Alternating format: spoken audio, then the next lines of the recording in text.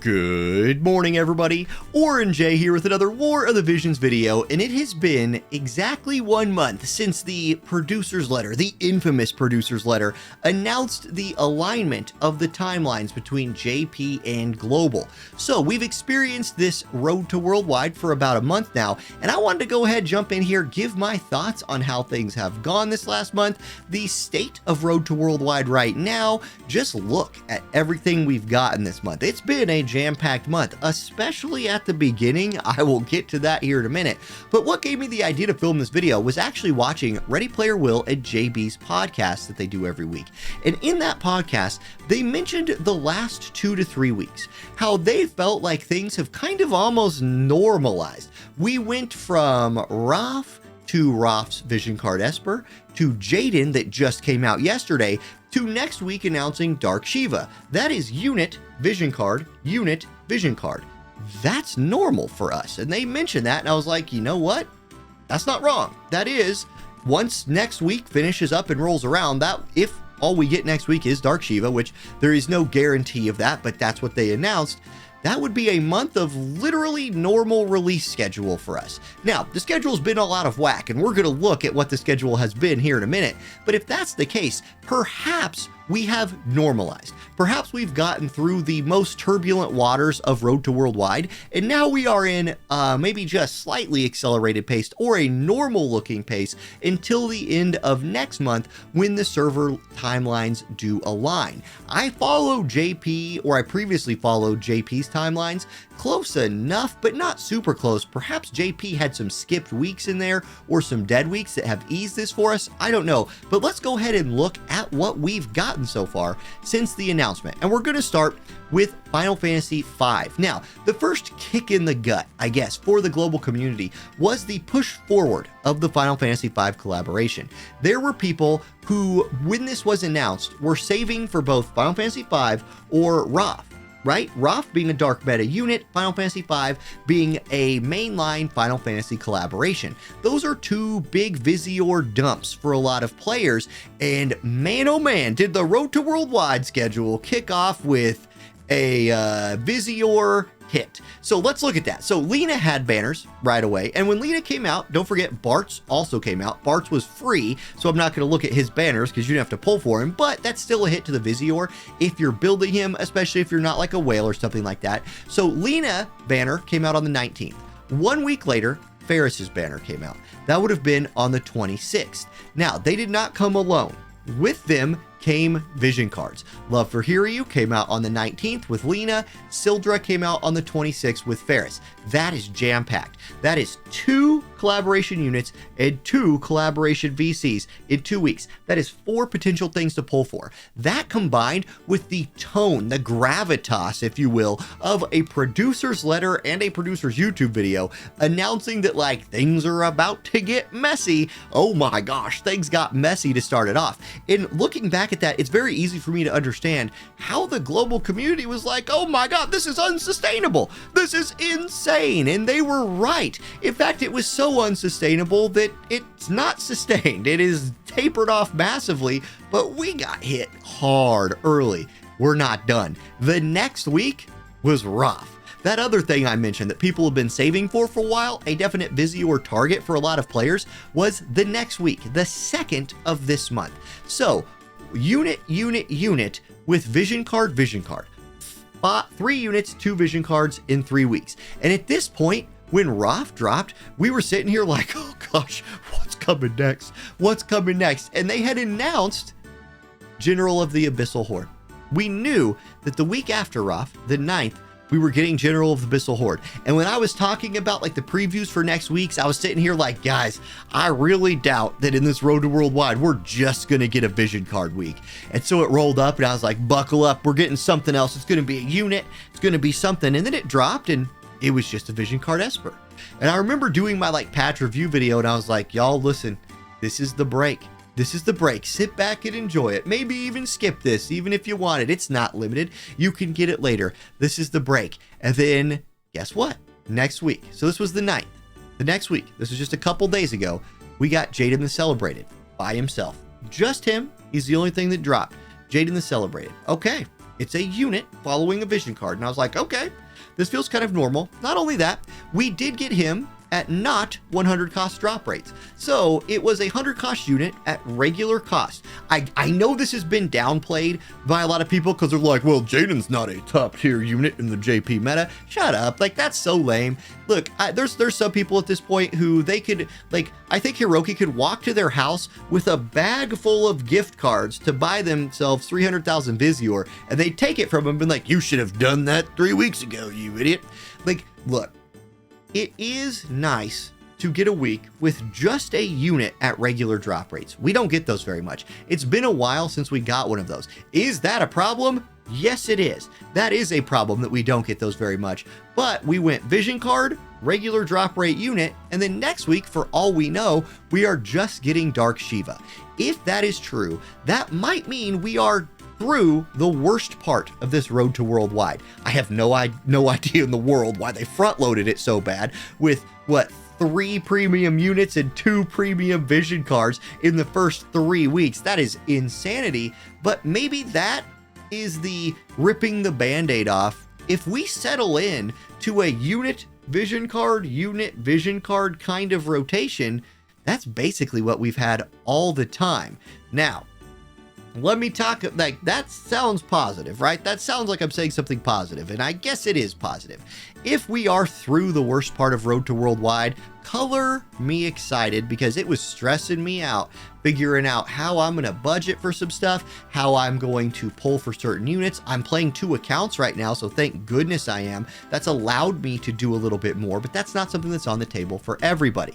Now, I want to mention what I've thought was the biggest problem with Road to Worldwide the whole time, and what I hope happens moving forward. I'm going to go back to the producer's letter for a second here.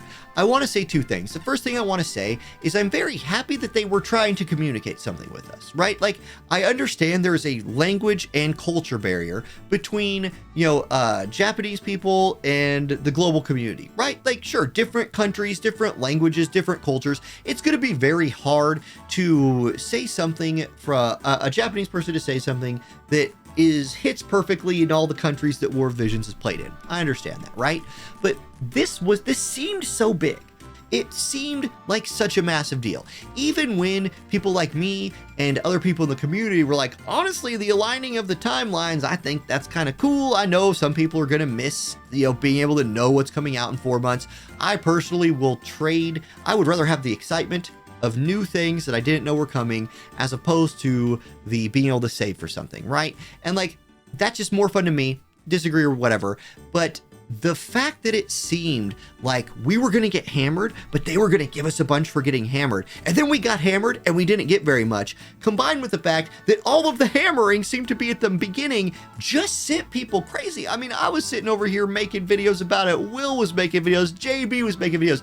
Every content creator was making videos. I had to eventually, like 2 weeks into it, tell the people by Discord to just stop saying the same things over and over again, because Discord communities were just this circle of the same things over and over again. We freaking get it.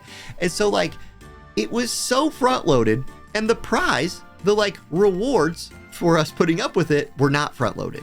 And so I feel like what would have been better, now that I'm looking back at it, had been, if we're gonna get just slammed right at the beginning, like, hey, these first 2 weeks, boom, we're gonna hit you with all of the catching up almost, and then it's gonna taper out to almost normal, and then we're gonna coast into the end of September. Just say that. Like, a little bit of clarity would have been good, instead of something that just made people be like, oh, what is happening? And so if that would have been the case, if it would have just been said that, like, hey, those first 3 weeks, again, you better, prepare yourself, and then combine that with just like one massive big gift. Like, here you go. Hey, here's just a bunch of Viz, or here's just like a bunch of stuff. That would have been great. Instead, we went through those first 3 weeks. There was a lot of complaining, a lot of struggling, a lot of back and forth. It eventually did end in another producer's letter, the change to the like 7,000 Vizior a month thing that we're getting now, that I very much hope that when the first 28 days of that runs out, we get another 28 days. That would be 14,000 Vizior if that's the case. That's a lot. That's a lot of Viz. They were never going to give us 60,000 or 50 or whatever. They're just not. Like, it is a business, and I wish some people out there in the community would stop being angry every time a business tries to make money. Instead, understand that you, as the consumer, are one half of the business and consumer relationship, and we successfully sent a message as a community by not spending as much money, by submitting feedback, and by doing that, we got the company to change. In my opinion, when you're talking about game developers, there tends to be like, I just maybe you guys tell me what you think about this, because maybe I'm crazy and maybe I'm about to go on a rant, but I feel like at companies these days, especially AAA, like big gaming studios, there's like two groups of people that work at these companies. And I've talked about this before. You have the group of people who are gamers, the group of people who are like game developers, care about the game, it's their baby, their goal, make the game as fun as possible. They probably also play the game and they know what the game is like and they're working on it. And then thank you, free to play Rye Guy, for, yeah, thank you. You're in the YouTube video now. I feel like those people are like always on our side. Intern Kun would be one of these people, right? Then I feel like there's a bunch of people who went to a business school somewhere, are not gamers, and just look at like charts and look at ways to like move levers from like a financial standpoint, not understanding what damage to a community does, not understanding what ruining a reputation does, not understanding what like even what like content creators like us are worth, and that like those people. And I'm not talking about Square Enix specifically right here. Look at Blizzard, look at Ubisoft, look at these like massive gaming studios who have essentially like, because like honestly guys, if I'm being real, Square Enix has put out some really good games lately. Square Enix has been on a bit of a roll in terms of releasing good games. Like they're not doing too bad. I think War of the Visions is a great game, so I'm not hammering them, but I do think they probably do have these like business guys who just don't understand gaming culture, don't understand gaming, and those people I just view as my enemies. Like, I don't know, as a gamer, like I feel like those are the people who don't work at Larian Studios, if you know what I mean. Larian Studios feels to be like it's probably full of gamers, and that's why Baldur's Gate 3 has like 100% score on Metacritic. Anyway, like that's my thought about that. Again, I love that there was communication. I love that there was communication. That was the right idea. It just kind of missed the mark. It just kind of missed the mark and left us all to fill in blanks. And when we had to fill in blanks, there's a lot of doomers out there, and a lot of those blanks got filled in the worst possible way. The last 3 weeks have been normal. The last 3 weeks, I've really enjoyed the game. I'm going to get to that here in a second. The last 3 weeks have been fun. And I hope that this is what the rest of the Road to Worldwide looks like. Now, I do want to talk about the game itself in Road to Worldwide.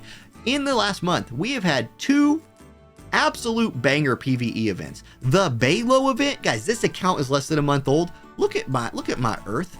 Look at my Earth selection quest team that I've been working on. I got a 140 Balo. I got a almost 120, ready to be 140 Mont. Etra's at 115. Miraga's on his way up there. I got, my boy Lorenzo at 107. Galzak is about to be put into, you're about to be able to farm that guy out. The Balo quest was amazing. Like, Earth Selection Quest is completely unlocked for everybody with the addition of the Balo quest. It was also fun to do. It was moderately challenging, so like everybody could do it. That quest was an absolute banger. And then a couple weeks later, it's followed up by this Realm Scourge quest that is kicking people in the butt, but it's fun to do. It's challenging. My main account, a 3-year-old whale account, is having a hard time clearing that with people unless we like coordinate. There needs to be hard PvE content in this game. It's different. It's not something we usually get, and it's fun. So if part of this condensed schedule has been like more kind of cool stuff coming out faster, I have felt like in terms of things being released into the game that are not banners, it's been great. There's been stuff to do all the time in the game. On my new account, there's always stuff to do, but even on my whale account, I have we've got another legendary, we've got 2 legendary reliquaries during this, I think. And we've also gotten, let's not forget, we've had 2 absolutely great, and I don't know if I'll just find them right at Frontlines. We've had 2 absolutely great quality of life updates during this as well. 2 of them in the last month. That's amazing. Like, do you know how nice this is? I know a lot of people sleep on stuff like this. I used to dread going into the barracks because I was like, okay, get my fingers ready, click, click, click, click, click, click, click, click, click. Especially if I was down to just like zoo eggs or something. I was like, click, click, click. No, now that's just easy. That's great. Trust toads are getting easier to do. Unit stats are getting overhauled. The one before this one that we got like towards the beginning, that first patch that everybody hated, actually had really good quality of life updates in it. So the game itself has improved, and I have enjoyed playing the game more than I have in a while in the last month. For me, part of that is the new player experience is amazing. It actually just got better. Like the new player banner went away for a day and everybody was like, oh, freaking out. And I was like, I don't know, it's a new month. Maybe it just dropped. Submitted a bunch of tickets. Guess what? Not only did it come back, it came back better. Like you could actually, I believe you could select the level 99s now. At least that's what people have been saying. I don't know if the new player experience is amazing. That's what I'm trying to say. I have loved playing this account every single day. This game is so accessible to new players right now. That's not what this video is about. What this video is about is the last month in Road to Worldwide. So, in my opinion, the highs and lows of Road to Worldwide, the beginning was the lows. Like, the beginning was the lowest of the lows. We got hit with so much stuff straight away and confusion. And a ton of stuff, a ton of pressure to like spend Visio and money mixed with confusion just led to a really, really hard time for players. The last 2 to 3 weeks have been great. They've been great. And I know I'm probably not allowed to say that. I know it's probably not okay for me to say that. And you know what? One reason I don't even want to say that is because I would like the Road to Worldwide prizes to continue. I want the Road to Worldwide 100 cost main character in the game units to continue to be regular cost rates. In fact, a great change that could be made to this game would be make all 100 cost units that are not like special. Like Ferris is special, I get it, they got to make money somehow. I am trying to steal from them. But like, if you're a Jaden, if you're an Elia, if you're a King Mont, you should just have regular drop rates. In fact, I would go look at those like 70, 80 cost URs that nobody really uses anymore. Jump their drop rates up too. Make it so newer accounts, I just said this game's great for newer accounts. One thing that's hard for new accounts is building old units. You pull them and you're like, well, do I really want to build Laswell? I do. I really do want to build Laswell, but like, how do I go about that? That's something that could be addressed, but that's not what this video is about. Okay, so that's my kind of look back on this last month in Road to Worldwide. I really hope, my really hope for the next month as we lead up to the end of Road to Worldwide is we continue with this current version of the condensed schedule where we're just getting one thing a week. Just give me one thing a week. I can plan around one thing a week. I can deal with one thing a week. And then when JP very soon gets announced what their next mainline Final Fantasy collaboration is for the anniversary, if we can smooth Road to Worldwide out, we could end up in a very good spot for our next big collaboration. Fingers crossed for Final Fantasy VIII. For me, if I was a betting man, it's Final Fantasy IX. That's my thoughts right there. Okay, there you go, guys. Thank you for watching this. Let me know how you felt about the whole thing in the comments section. Don't write 3 paragraphs, but if I said something that triggered a thought in your head, I'd love to give it a read. I can't respond to comments at school. They have filtered that on our school internet, so I have to come home if I'm going to respond, but I can read comments, so I have been reading them. Thank you guys so much for all the feedback, watching all my videos, and I really hope that we have more successful years of playing more of the Visions or whatever we're playing on this channel together. Thank y'all. Have a great day. Peace.